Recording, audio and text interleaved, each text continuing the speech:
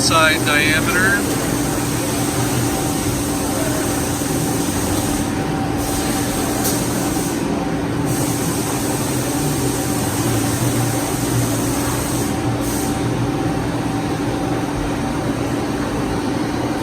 About 1.5 thou.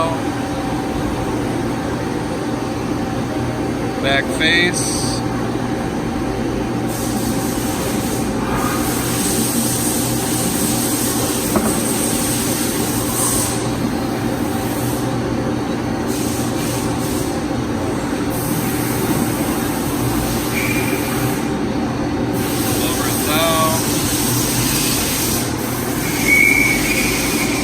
Shaft diameter.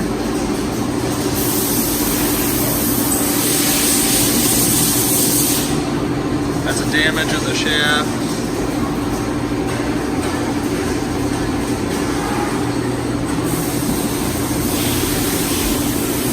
This is a 5/10 indicator. The back is about 1/2 thou.